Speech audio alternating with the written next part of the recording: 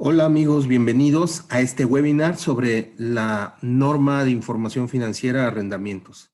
Esta norma que por primera vez en el mundo está en convergencia a partir de una colaboración entre el IASB, el organismo emisor de la norma internacional, y el FASB, que es el que emite las Accountant Standard Codification en Estados Unidos, y desde luego México no quedándose atrás, pues la emisión de su norma local, que es la NIF de 5 arrendamientos. Esta norma, como vemos, fue aprobada por unanimidad por el Consejo Emisor del CINIF en el 2017 de noviembre y entra en vigor para ejercicios a partir del 1 de enero del 2019. Por eso es una norma muy importante que hemos venido estudiando ya desde su emisión para poder aplicarla de manera correcta. Y es una norma que cambia el concepto completamente de lo que es el reconocimiento contable de los arrendamientos. Su antecedente en la normatividad mexicana, pues es el boletín D5 todavía de la serie emitida por el Instituto Mexicano de Contadores Públicos a través de su Comisión de Principios, y estaba en convergencia con lo que era la norma internacional 17. Y mediante las mejoras a las NIFs, que es un mecanismo de actualización de la normatividad mexicana, pues se ha ido o se venían incorporando las actualizaciones de esta norma en el 2011 y 2013 respectivamente. Y desde luego también de la IFRI 4 sobre la determinación si un acuerdo tiene un arrendamiento, es decir, un contrato tiene un arrendamiento, entonces de manera supletoria también lo aplicábamos en nuestra normatividad mexicana. Pero no obstante, el avance ya mundial, pues nos ha llevado a que nosotros en esta convergencia que tenemos con la normatividad internacional, pues entonces actualicemos nuestra normatividad también. Por lo tanto, vamos a iniciar esta primera parte de nuestro curso analizando los elementos de juicio que implica esta normatividad. Pues hasta antes de esta norma, con el antecedente que teníamos en el boletín D5 también, pues todos conocíamos que los arrendamientos se reconocían, ¿no? Los arrendamientos los podíamos encontrar de dos tipos. Lo que es el arrendamiento operativo o puro, o el arrendamiento capitalizable o financiero.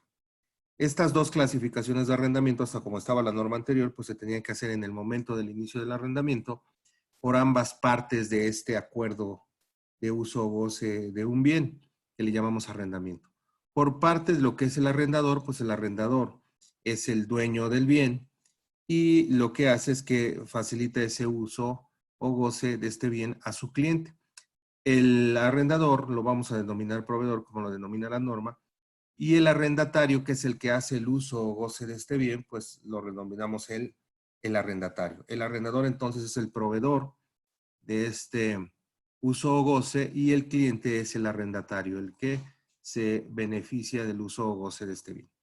Bueno, pues hasta lo que nos decía la norma anterior, pues teníamos que estas dos partes tenían que determinar cuál era la clasificación del arrendamiento que llevaban a cabo.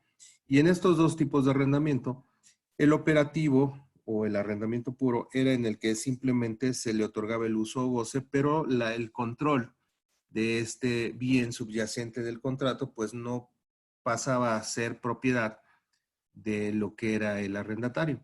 Simplemente era su uso o goce y esto se reconocía por el arrendatario en gastos.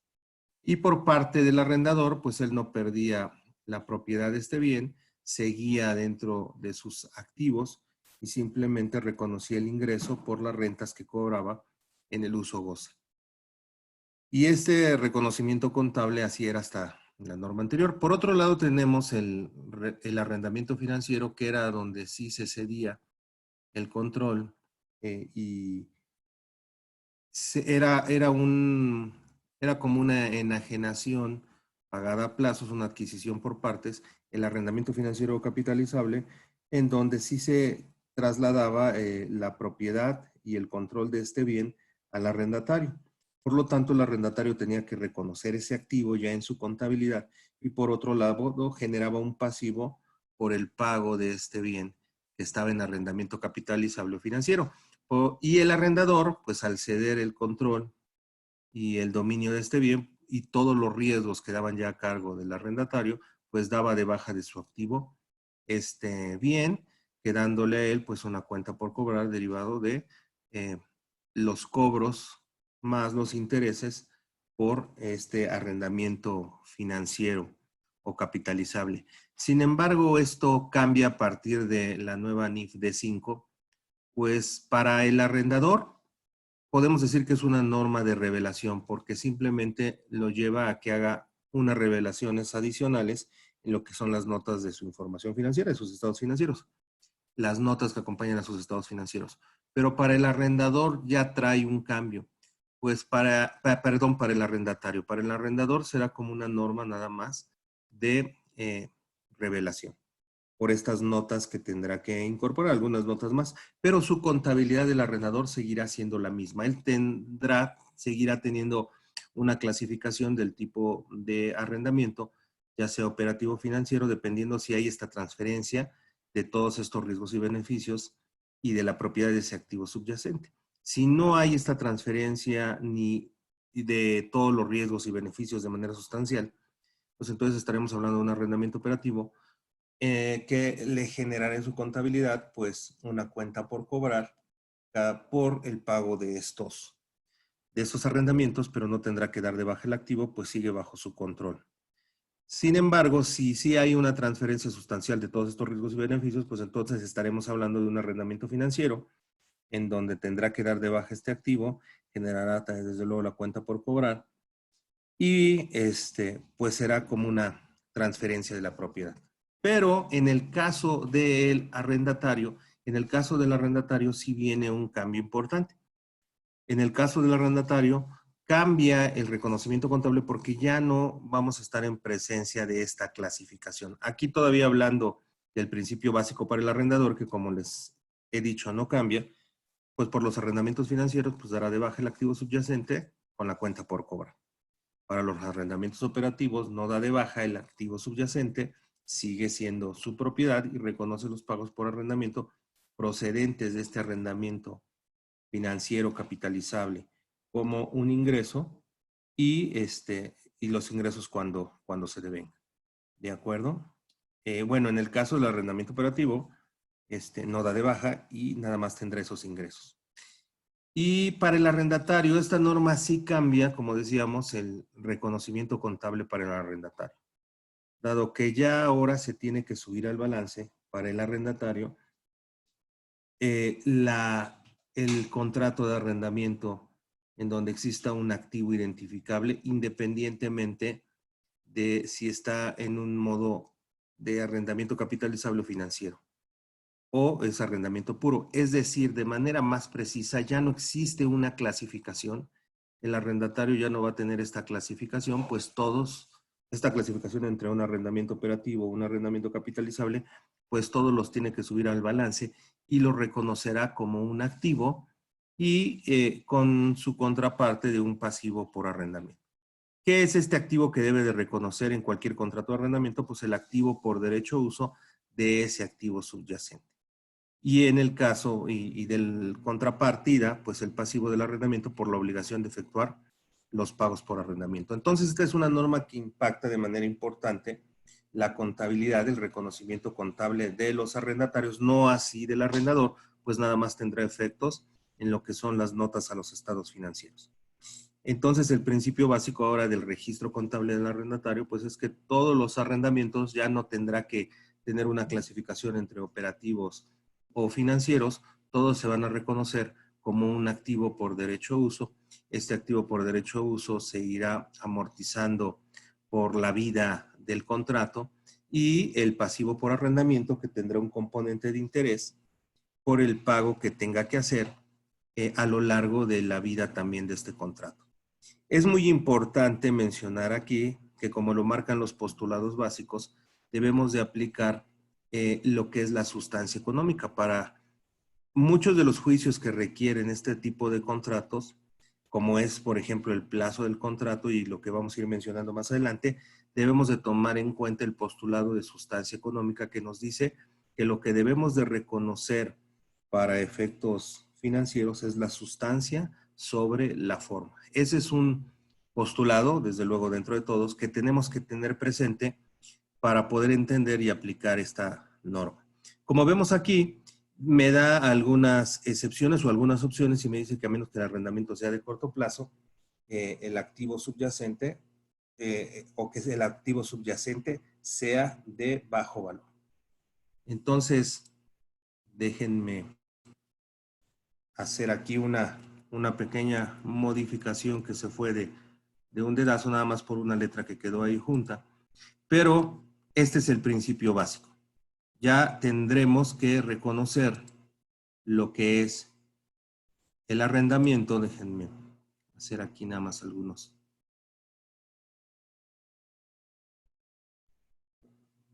ajustes. Tendremos que reconocer, ya sea arrendamiento operativo o arrendamiento capitalizable, lo tendremos que reconocer como un activo.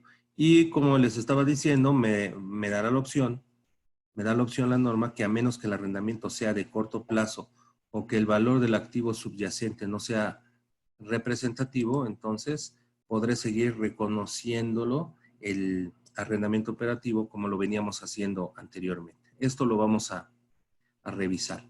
Voy a compartir nuevamente mi pantalla porque vamos a ver la definición de lo que es ahora arrendamiento y los elementos de juicio que tenemos que tomar en cuenta para este arrendamiento.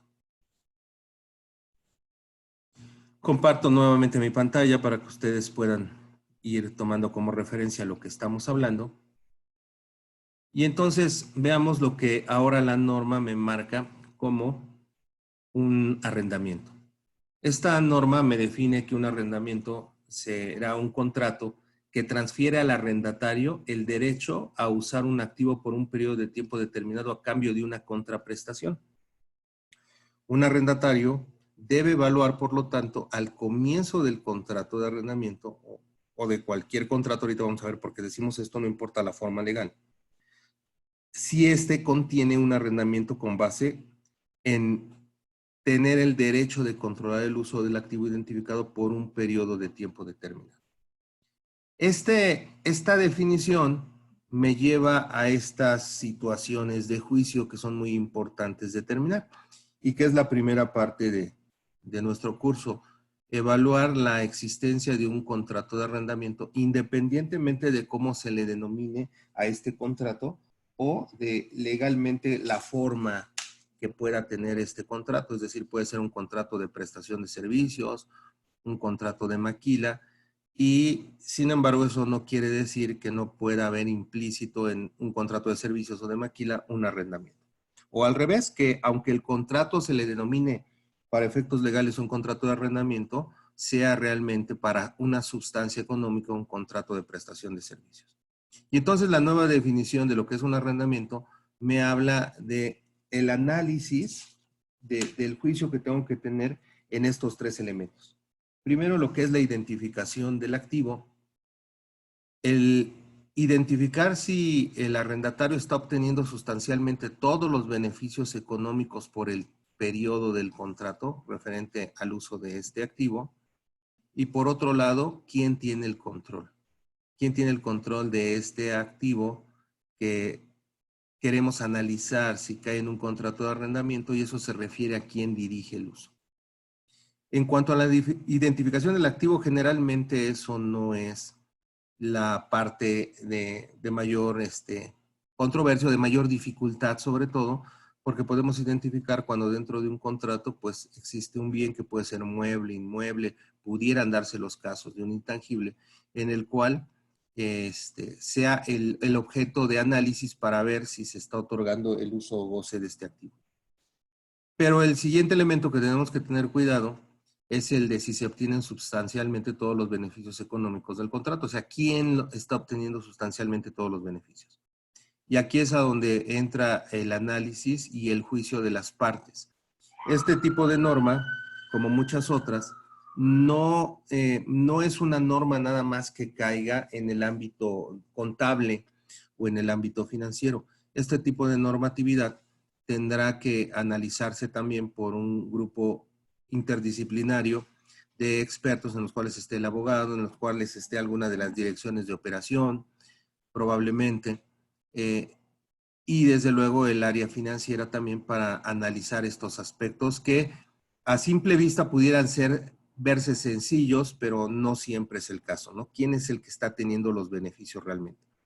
Y esto la norma nos indica que es durante el plazo del contrato. No se refiere necesariamente a la vida productiva del bien, porque recuerden que si estamos hablando de un arrendamiento en donde el bien puede tener una vida menor, pero el contrato de arrendamiento tiene un plazo mayor, pues no tiene que ver esto. Es si quién se lleva sustancialmente, quién obtiene sustancialmente todos los beneficios relacionados o derivados de la vida del contrato. ¿Y quién dirige el uso? Pues quién toma las decisiones de cómo se usa este activo, para qué se usa, qué capacidad, a qué capacidad se va a usar este activo. Pudiera ser a un 100%, a un 50%. ¿Quién es quien decide esto? Y para esto voy a compartir, voy a cambiar la pantalla, voy a apoyarme de un mapa mental para ir analizando estos conceptos de qué es estos elementos de juicio de esta norma. Que les hago la indicación que para la normatividad mexicana, pues es la NIF de 5, como lo he mencionado ya.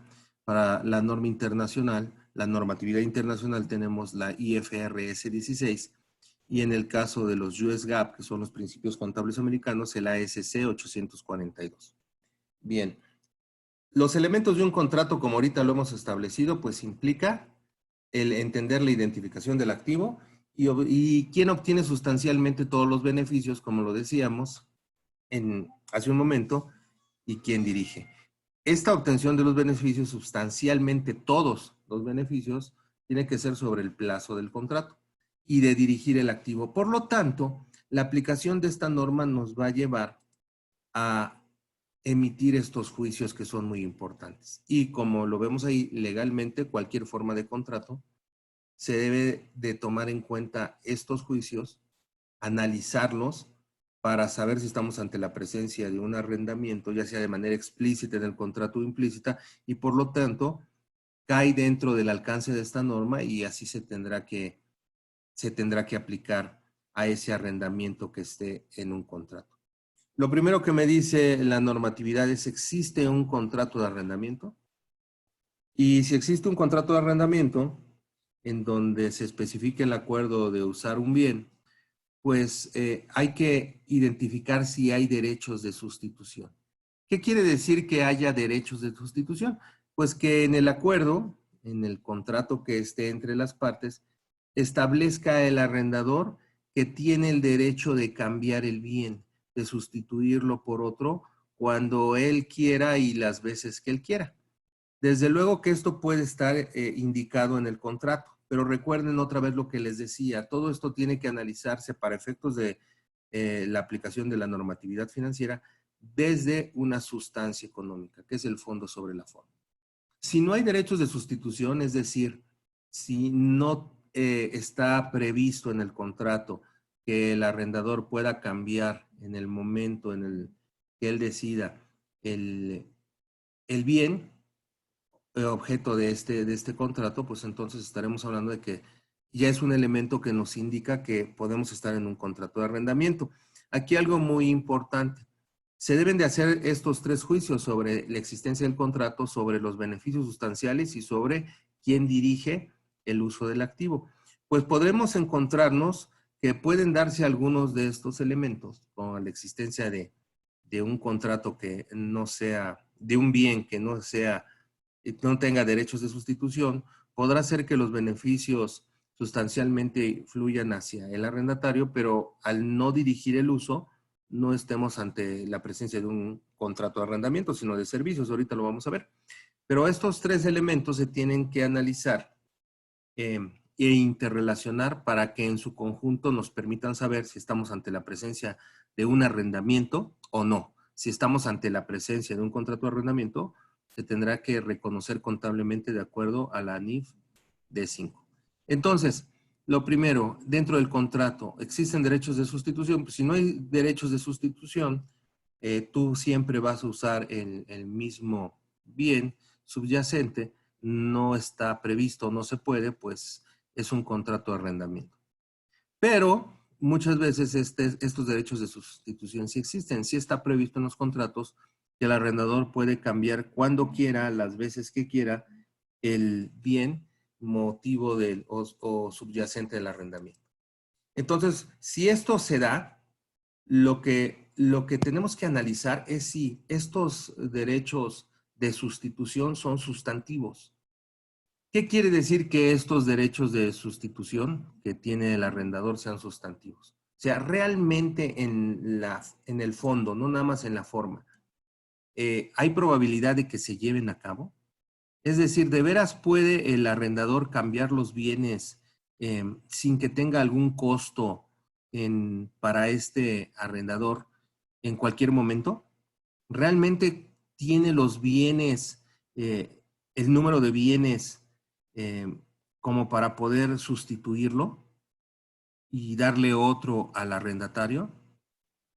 ¿Cuánto le va a costar cuánto le costaría al arrendador hacer esta sustitución de los bienes como para que sea posible? Por eso es que aquí estamos diciendo que ¿a qué costo?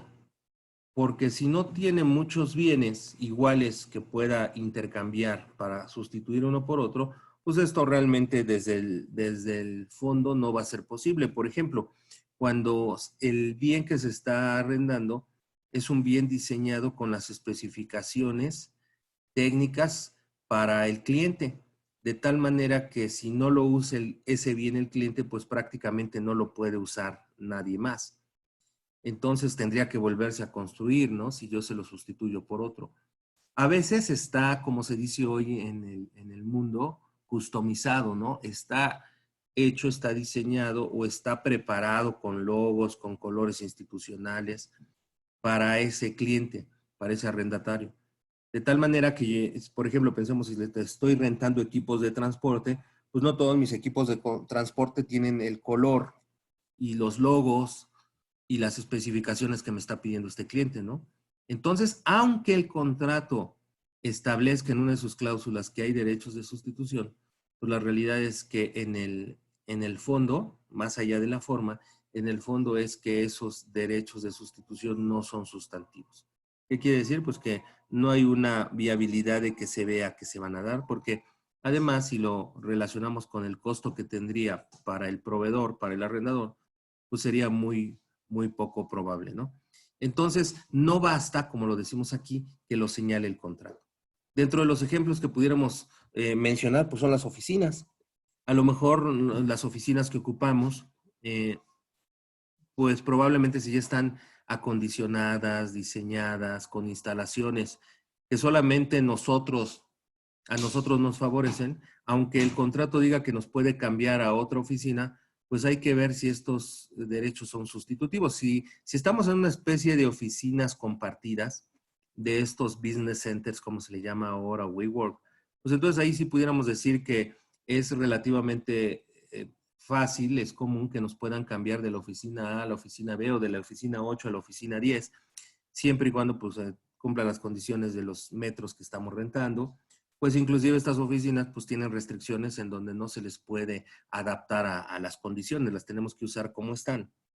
Y ahí sí, los derechos de sustitución pues nos dirán que no estoy yo, eh, eh, no lo podré identificar con un bien específico como pudiera ser una oficina porque en cualquier momento me pueden cambiar a otra.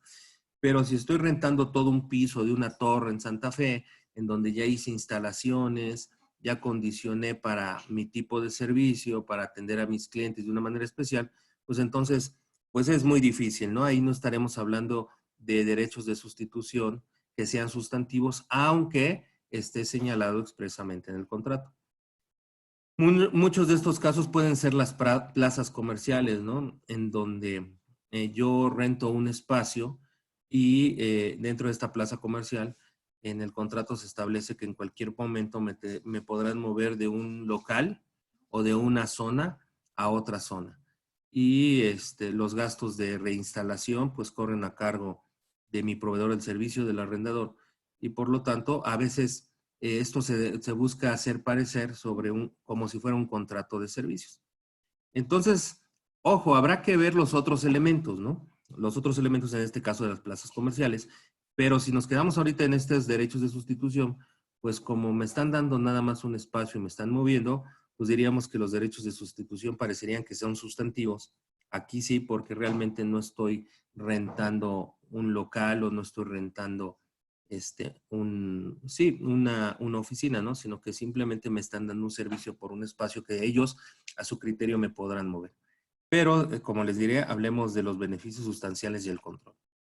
Y otro ejemplo, pues podría ser, y creo que este es de los que encontramos muchos, pues es cuando yo estoy rentando camiones, aviones, o por ejemplo, vagones de carga de un ferrocarril, donde encontramos casos de clientes en donde igual en el contrato puede estar de manera expresa que el proveedor de estos bienes se reserva el derecho de sustitución, pero aquí tendremos que ver si son sustantivos. Si el camión es un camión genérico, en donde pues tiene muchos de estos camiones, como pudiera ser un camión de carga, y que basta con que pues si no estoy utilizando uno, use el otro, pero no tiene una especificación técnica, ni trae los logos, ni el color, o los diseños de mi empresa, pues entonces sí lo podrá sustituir. Pero si este camión, o sobre todo como se da en cuestión de los aviones, que desde luego por cuestiones hasta de seguridad, no es fácil nada más, ahora no te llevas este avión, no, ahora usas este otro, un helicóptero, tendremos que analizar si ese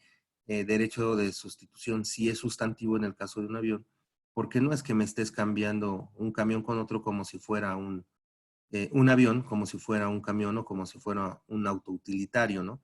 Por ejemplo, tenemos el caso de un cliente que renta vagones para a una empresa americana, precisamente para transportar su carga, pero esta empresa americana le establece el derecho que tiene a sustituirles el vagón en cualquier momento. Y entonces, mientras para la empresa americana sea conveniente que un vagón de repente lo utilice otra empresa, otros de sus clientes, pues les avisa simplemente, y cuando la empresa mexicana, déjenme decirlo así, mi cliente necesita un vagón, pues se lo repone por cualquier otro. Aquí podríamos decir que los derechos de sustitución sí son sustantivos porque la empresa americana que renta los vagones de ferrocarril, pues tiene muchos, y porque ya es parte de su modelo de negocio, ¿no? Aunque la empresa mexicana les da el mantenimiento que pide el proveedor, los está lavando, los tiene pintados, la empresa americana se obliga a que los puede utilizar en cualquier momento y ella se compromete a darle un igual, ¿no? Que esté en buenas condiciones, que tengan los mantenimientos al día, y por lo tanto, sí, no me dice el cliente, no es más que avisarnos por las placas, por la clave del vagón, sabes que voy a utilizar y ahora que tú necesites te mando esta otra matrícula de vagones. Entonces ahí podríamos decir que ahí sí los derechos de sustitución son sustantivos, y entonces en este caso pues estaremos, al menos hasta aquí, al parecer, en un contrato no de arrendamiento, sino de prestación de servicio. Pero una parte también importante, otro de los juicios que tenemos que hacer en este sentido, es si los beneficios económicos eh, fluyen de manera sustancial todos para él, o sea, todos los beneficios para el cliente, para el arrendatario. Si los beneficios fluyen de manera sustancial hacia el arrendatario, pues estaremos en presencia de un contrato de arrendamiento. Nos indicará que podrá ser un contrato de arrendamiento. Digo podrá porque se tienen que analizar los tres aspectos, porque pues estamos rentando el 100% del activo. Puede ser un bien inmueble o puede ser un bien mueble. Esto estará diciendo que estamos hablando de rentar el 100% del activo. Desde luego, aquí en el análisis tendremos que considerar también si es físicamente identificable, si se puede distinguir, como decimos a simple vista, y desde luego demostrar que yo estoy utilizando el 100% del activo o prácticamente todo el activo. A eso nos referimos con sustancialmente, ¿no? Y que esos beneficios pues fluyen hacia el cliente. Desde luego que si estamos hablando de un bien inmueble, de una bodega, de unas oficinas, de un jardín, de una granja, pues eso se puede identificar a partir de los metros cuadrados que nos otorgue el contrato, y sí podemos definirlo, o sea, sí se puede visualizar. Hay veces que esto no se puede identificar físicamente porque pudiera ser una tubería o pudiera ser una instalación de desagüe. Entonces tenemos que analizar si efectivamente esos beneficios de utilizar este activo pues están fluyendo 100% hacia mí porque estoy utilizando el 100%. O muchas veces, aunque yo no utilice el 100%, pudiera ser que los beneficios sí sean para mí al 100%, como por ejemplo ahorita lo vamos a ver en el caso de paneles solares. Si esto no es así, si yo no estoy utilizando sustancialmente el total del activo, como podríamos hacer un bien inmueble, no estoy utilizando el 100% de la superficie, podríamos decir si al menos todos esos beneficios que se están usando son para mí, ¿no? Si todo el activo, en este caso,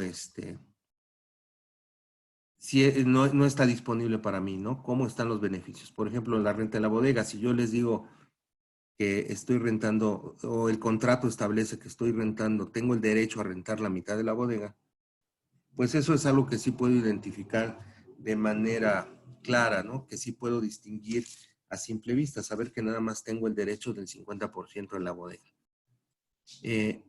Sí lo puedo distinguir físicamente en todo lo que es este activo, ¿no?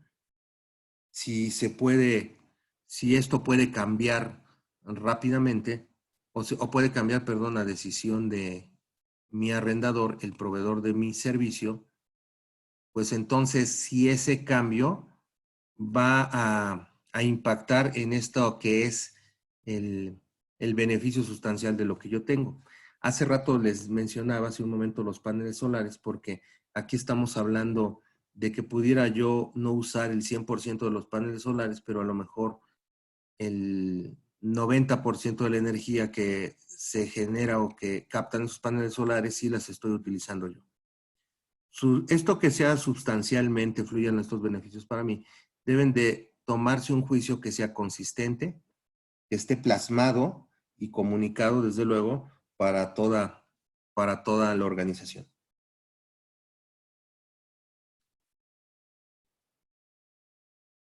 Espero hasta aquí me vaya explicando.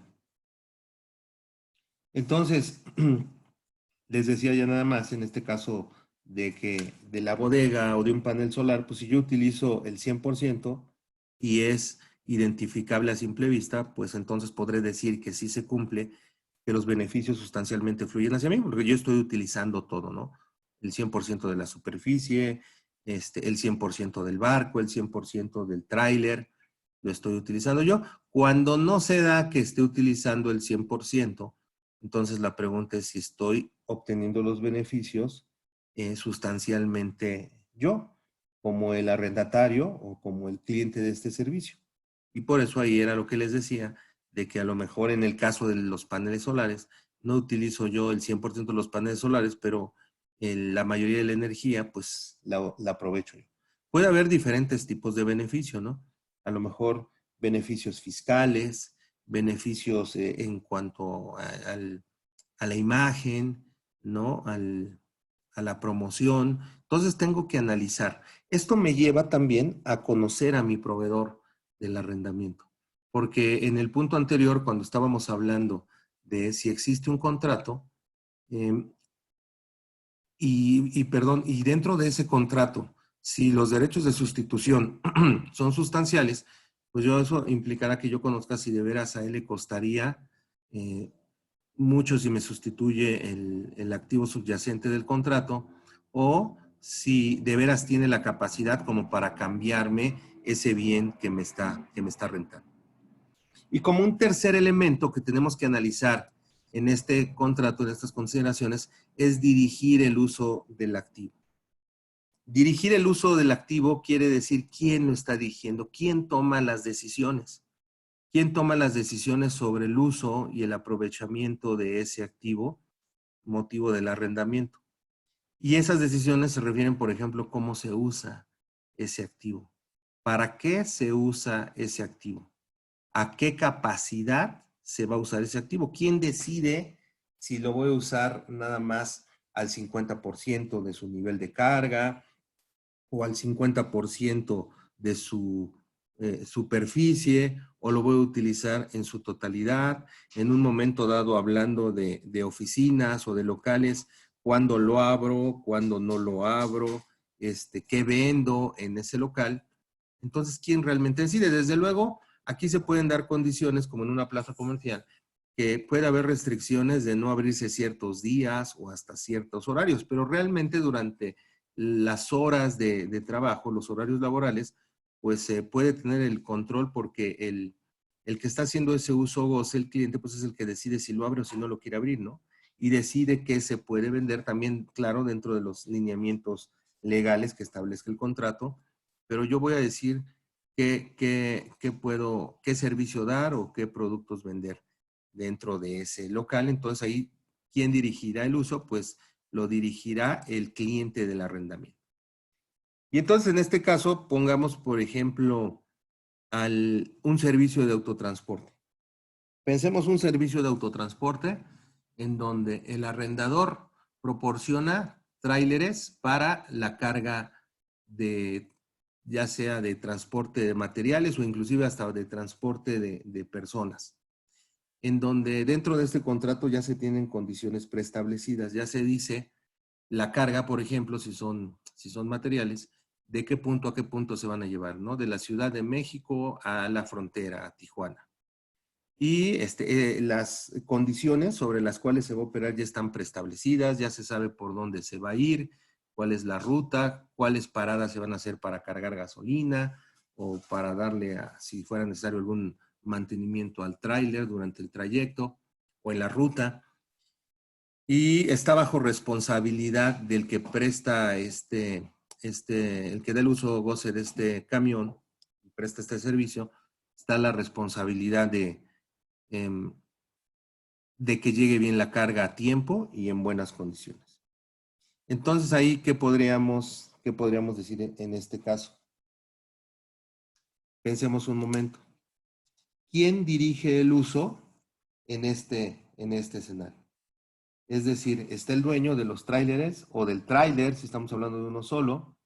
El dueño del tráiler o la empresa dueña del tráiler es el que lo opera, el que le da mantenimiento, el que maneja, la que maneja el tráiler. Es la responsable de acuerdo a las condiciones preestablecidas de cuál es la ruta que se va a seguir, cuáles son las paradas, ya está preestablecido. Entonces, ¿qué pudiéramos decir? ¿Quién tiene el control? ¿Pudiéramos decir que ahí tenemos un arrendamiento o sería una prestación del servicio? Pues fíjense, si nos analizamos este caso, pudiéramos decir, a ver, ¿existe un contrato? Pues sí, existe un contrato. ¿Y hay derecho de sustitución? Bueno, no hay derecho de sustitución porque en este caso, si no están las condiciones, no está preestablecido, pues ya sabemos cuál es el tráiler que se va a utilizar.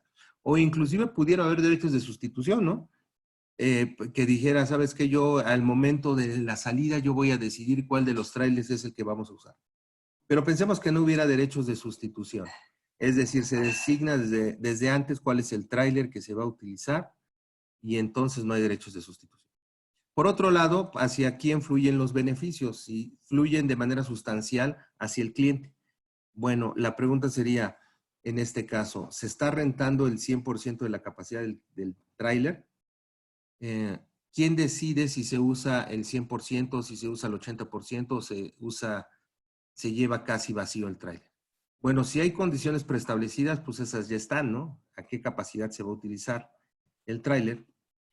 Y si no, pues ya hay que ver quién decide esto. En este caso decíamos que ya las condiciones están dadas, entonces ya se pusieron de acuerdo sobre la capacidad.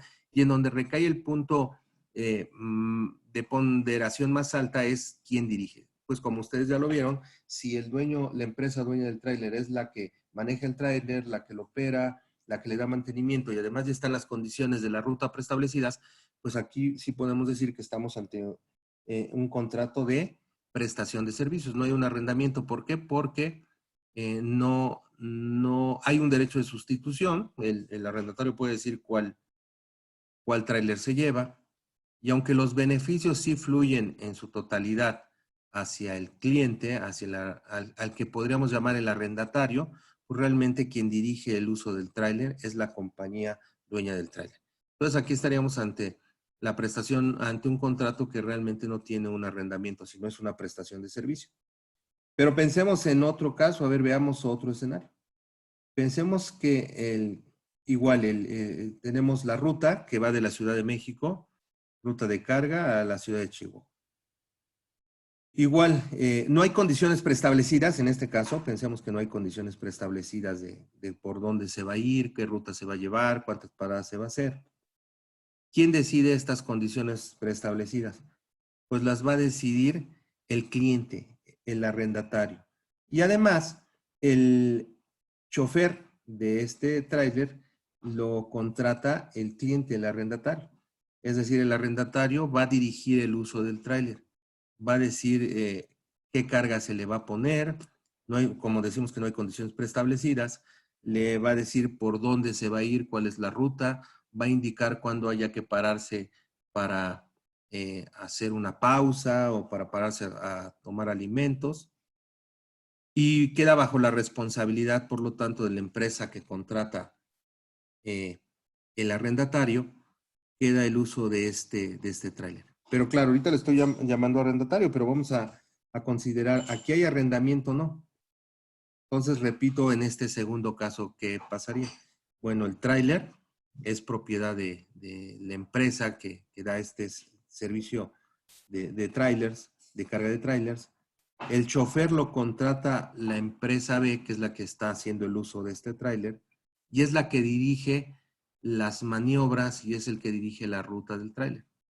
Entonces, fíjense, como la dirección es de parte de la empresa contratante, aquí sí estaríamos probablemente ante un contrato de arrendamiento. ¿Por qué? Porque esta empresa es la que dirige el uso del tráiler. Oigan, y si en este escenario la parte de todos los estibadores, los cargadores que van en el tráiler para ayudar a subir y a bajar la carga son parte también de la empresa la empresa A, la empresa que da este servicio, que proporciona los trailers, bueno, realmente ellos no toman las decisiones relevantes, porque quien toma las decisiones relevantes, pues va a ser la empresa que contrata a través del chofer la ruta, pues ella le va a indicar por dónde se vaya, cuál va a ser el plan para llegar al destino y también pues es el que le va a dar las órdenes a los cargadores, aunque los proporcione la empresa que también proporciona el trailer, pues es la que va a dirigir las operaciones. Y es la que en un momento dado, si no hay condiciones preestablecidas, pues va a decir también cuál es la capacidad que se va a usar del tráiler, pero va a estar a su disposición de esta empresa que contrata el servicio. Entonces, por lo tanto, aquí estaremos ante la presencia de un arrendamiento. Entonces, fíjense cómo es muy interesante analizar estos aspectos para saber si dentro de un contrato puede haber o no un arrendamiento. Por ejemplo, se dan casos contrarios en los que a veces se trata de vestir los contratos para evitar la aplicación de esta norma, se trata de vestir como un contrato de prestación de servicios. Y entonces se le especifica de manera muy clara al contrato que sí hay un derecho de sustitución por parte del arrendador de los bienes. Pero, y dicen, y ya con este derecho de sustitución, esta cláusula que hay, ya decimos que no es un contrato de arrendamiento, es un contrato de servicio y así no tenemos que hacer el reconocimiento contable que nos marca esta norma. Pero realmente ese derecho de sustitución no es sustantivo. ¿Por qué? Porque si tú me estás rentando un avión, pues ¿cuántos aviones iguales al que yo te estoy pidiendo tienes como para que rápidamente me digas, hoy no te llevas este avión, te llevas este otro? O si el bien está hecho o la oficina está condicionada de manera específica para mis necesidades, pues tampoco es que fácilmente me digas, ahora cámbiate esta otra oficina por todo lo que se tendría que montar, por todo lo que se tendría otra vez que configurar en el bien que me está rentando. Entonces ahí es donde estamos hablando de que nos tenemos que ir al fondo sobre la forma. Entonces, aunque a veces la parte de nuestros compañeros o abogados nos dicen, oye, pero es que aquí muy claramente dice en la cláusula que sí se reserva el derecho de sustituir el bien el dueño, pues sí, pero no es una sustitución sustantiva, no es un derecho sustantivo y por lo tanto, pues realmente nos vamos nosotros para el reconocimiento contable al fondo sobre la forma. Por otro lado, ¿no? A lo mejor el contrato puede decir, y a simple vista verse que no se está utilizando el 100% de la superficie de un terreno agrícola, Pero sin embargo pudiera ser que los beneficios de todo lo que se siembre en el terreno agrícola o los beneficios fiscales o otra serie de beneficios sí estén fluyendo hacia la entidad que es el cliente. Entonces ahí pues podremos hablar de que sí tenemos los beneficios, sí fluyen beneficios sustanciales hacia lo que es el arrendatario. Y por otro lado, ¿quién dirige el uso de este activo? En este último caso que decíamos, en el transporte de carga, se dan cuenta, es muy interesante porque generalmente cuando ya hay condiciones preestablecidas del uso de un bien y finalmente ya están acordadas, podríamos estar ante la presencia de un contrato de servicios, ¿no? Como por ejemplo cuando yo contrato el servicio de un Uber o de uno de estos transportes, pues realmente lo que me están dando un servicio, no es que yo esté rentando el auto, porque sí, yo dirijo hacia dónde vamos, pero las condiciones ya están preestablecidas, ¿no? Puedo indicarlo, pero realmente la empresa me está dando a partir de un automóvil y él mismo, el mismo chofer o el mismo conductor, pues ya está preestablecido y él es el que dirige. Yo no puedo tomar decisiones sobre el auto y por lo tanto, ese es un contrato de prestación de servicios, ¿no? Si estamos hablando de esa actividad.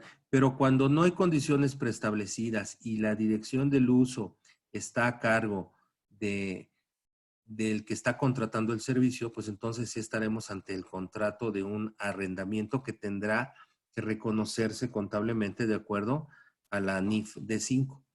Lo que importa aquí es entender la sustancia económica. Fíjense, por ejemplo, en este otro ejemplo de la crianza de cerdos. Este es un ejemplo también eh, derivado de un caso real.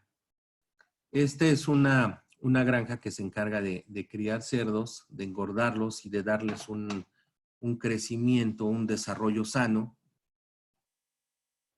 Y entonces este agricultor a eso se dedica y tiene un cliente que le dice, ¿sabes qué? Yo vendo productos de alta calidad, orgánicos, con especificaciones sanitarias superiores. Entonces, por lo tanto, yo sé que tú eres muy bueno para la crianza y el engorde de cerdos. Entonces, por lo tanto, quiero trabajar contigo y necesito que me engordes a los cerdos. Entonces, yo te voy a traer los cerdos, yo te los voy a dar. Yo te voy a traer el alimento especial que van a comer. Yo te voy a proporcionar los servicios del veterinario y las vacunas y vitaminas y todo lo que tengan que tener para que los cerdos sean de primera calidad.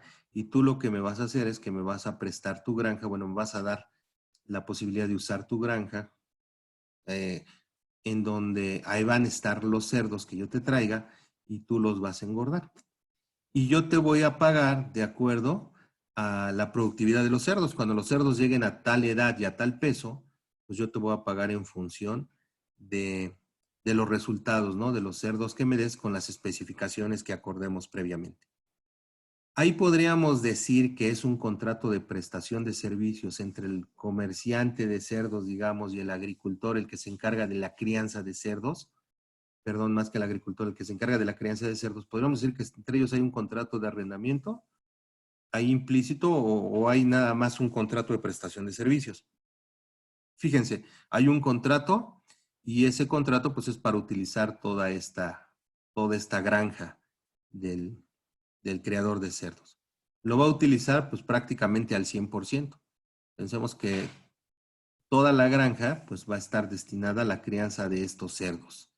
Estos cerdos tipo clase Premier, llamemos. ¿De acuerdo? Los beneficios sustancialmente pues fluyen también para, para esta persona que lleva los cerdos, ¿no? O sea, no se crían cerdos para nadie más que para esta persona que vende los cerdos clase Premier, tipo Premier. Pero fíjense, entonces caemos al tercer punto que es quién dirige el uso de, de este activo o de esta granja. ¿De veras habrá un contrato de arrendamiento? Y entonces es un tema muy interesante porque otra vez es un tema de juicio. Hay quienes dicen, pues prácticamente pudiera inclinarse hacia cualquiera de las dos, ¿no? Una prestación de servicio o eh, o un arrendamiento. Lo que generalmente un auditor financiero te va a pedir, que también te lo revisa, pues es que tengas un criterio que sea uniforme. En casos como este tipo, que encontramos elementos de uno y de otro lado. Pudiéramos decir también que a lo mejor analizándolo, pues realmente el que tiene el control de la engorda de los cerdos, porque es el que sabe y el que decide qué hacer y qué dejar de hacer, no es el dueño de los cerdos, sino es el agricultor o es el granjero, perdón, que es el que está en la engorda de los cerdos. Además, la contraprestación que va a recibir es variable, porque en función de los cerdos que logre llevar a determinada edad y determinado peso, en función de eso le van a pagar.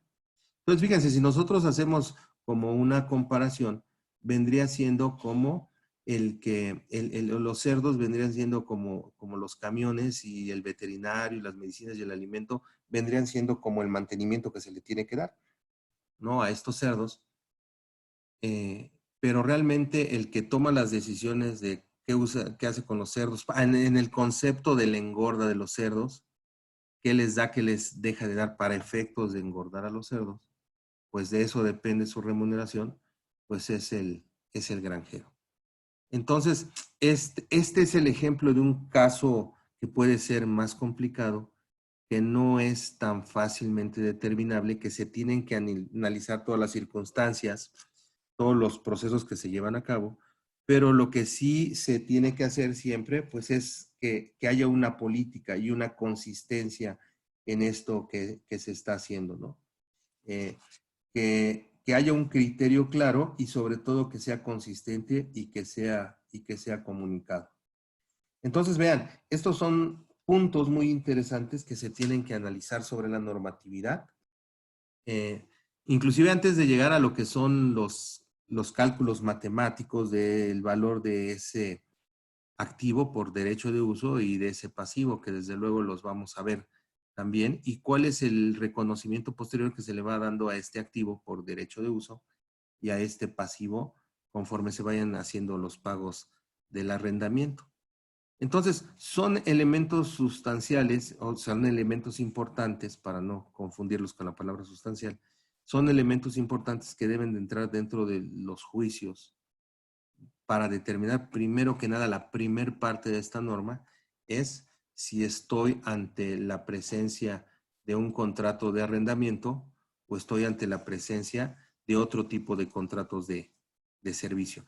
Lo que podemos decir a este respecto es que el análisis para la aplicación de esta normatividad se debe de hacer sobre todos los contratos que tenga la entidad, no nada más sobre aquellos que explícitamente, que claramente sabemos que son contratos de arrendamiento.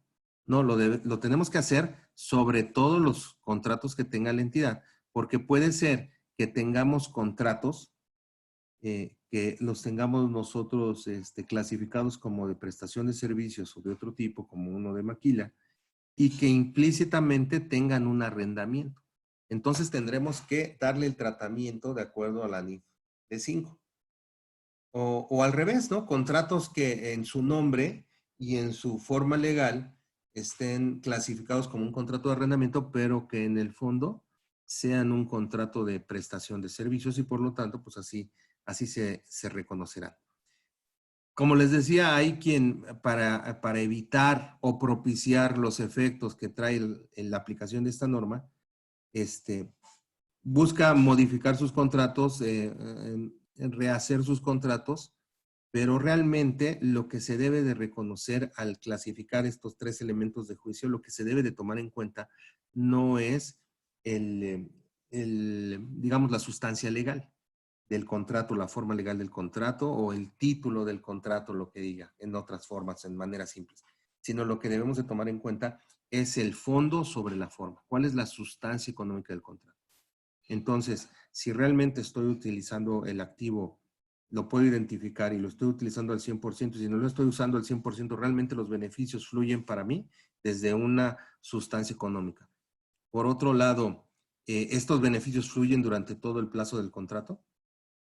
Y finalmente, un elemento muy importante, ¿quién dirige el uso? ¿Realmente yo estoy tomando las decisiones del uso de ese activo, la manera en la que lo uso, la capacidad en la que estoy usando ese activo, no? ¿O realmente son condiciones preestablecidas en donde quien dirige el uso de ese activo, pues no soy yo? Entonces estaremos ante un contrato de prestación de servicios. Un elemento muy importante, este análisis de la parte de si estoy ante un contrato de arrendamiento el que debo de tomar en cuenta antes de hacer el reconocimiento contable. Entonces, una recomendación que aquí hacemos es que cuando nosotros estamos analizando nuestros contratos para aplicar esta norma, no nos vayamos exclusivamente por aquellos que ya tenemos identificados o clasificados como de arrendamiento. Esta norma en primera instancia hacia lo que me lleva es al análisis de todos mis contratos para poder identificar en cuáles hay un arrendamiento independientemente de cuál sea su forma legal. ¿De acuerdo? Y de ahí surge que el cambio de esta norma, pues lo que busca es una representación más fiel de realmente cuáles son mis activos y pasivos por un arrendamiento y con mejoras a la revelación de información que me va a dar mayor transparencia de lo que es mi apalancamiento financiero y el capital usado realmente para un arrendamiento. Con este enfoque, la contabilidad del arrendador no cambia, pero sí cambia de manera importante la contabilidad del arrendatario. Como ya lo mencioné hace un momento, esta norma me da la opción de que un arrendatario puede optar por no aplicar los requerimientos si los arrendamientos son de corto plazo, siempre y cuando no contengan una opción de compra. Y un arrendamiento en el que el activo subyacente sea de bajo valor. Y la norma se refiere a bajo valor cuando el subyacente del contrato de arrendamiento es nuevo. No al valor que tiene actualmente el libro, sino el valor es relevante cuando es nuevo. Entonces, con base o en función de su importancia relativa, pues se podrá optar por esta opción. Vuelvo a decirles, aquí hay clientes que ha pasado que pues les ven una conveniencia en subirlo al balance y no toman la opción. ¿Por qué? Porque como veremos en la siguiente sesión, pues trae un efecto en donde mejora el EBITDA, que es un indicador que utilizan muchas entidades, muchos grupos para medir su desempeño financiero. Y entonces al subir el activo, mis arrendamientos como un activo y un pasivo, mejora este indicador EBITDA y por eso algunos dicen no tomo la opción, lo subo. Pero realmente esta es una opción porque atiende a esa importancia relativa. Debe realizarse para cada clase de activo subyacente con el que se relaciona el derecho de uso. Esta opción, hablando de esta opción. Por eso estamos hablando otra vez de la consistencia. Aquí tenemos que tener muy clara la consistencia. Y entonces, un activo subyacente de bajo valor debe de considerar que están fácilmente disponibles para el arrendatario y que se pudiendo beneficiarse del uso del activo subyacente por sí mismo o en conjunto de otros recursos, ¿no? Y que el activo subyacente no es altamente dependiente o está altamente interrelacionado con otros activos. Bien, pues esto lo vamos a ver en la siguiente sesión. Simplemente terminar en esta primera parte, primera sesión, que un arrendamiento se debe evaluar al comienzo del contrato. Este arrendamiento y estos tres elementos que veíamos, y sobre todo si hay el control del activo, no se debe de analizar al comienzo del arrendamiento, y si este contiene un arrendamiento con base a ese derecho de controlar el uso del activo identificado por un periodo de tiempo determinado. Y este periodo de tiempo determinado es pues la vida del contrato, no la vida económica del activo, sino la vida del contrato. Y es lo que me lleva pues a reconocer ese activo por derecho de uso, ese pasivo por derecho de uso, a valor presente de las obligaciones de pago que tengo que realizar y utilizando una tasa incremental de financiamiento. Pero estos conceptos ya del reconocimiento y del cálculo que implican el uso de matemáticas financieras e inclusive el apoyo de herramientas especializadas, de aplicaciones especializadas, empezando por una hoja electrónica de cálculo que podemos utilizar para facilitar los cálculos, lo vamos a ver en nuestra siguiente sesión, lo cual los invito a que no se la pierdan, en donde vamos a ver la parte de la aplicación matemática, la determinación del valor de este arrendamiento en el reconocimiento inicial y en el reconocimiento posterior. Y también vamos a dar ahí los consejos de cómo, apoyados en la hoja electrónica de Excel, nosotros podemos, a través de sus funciones, hacer estos cálculos de manera más efectiva. Bien, pues entonces hasta aquí esta primera parte de nuestro curso, taller sobre la NIF de 5 arrendamientos, y los espero en nuestra siguiente sesión. Muchas gracias por su atención. Pásenla muy bien. Su servidor, Mauro González González, se despide y los espero en la siguiente sesión. Muchas gracias y no se olviden mandarnos sus comentarios, sus preguntas con todo gusto también para poderlas contestar también en la siguiente sesión. Muchas gracias.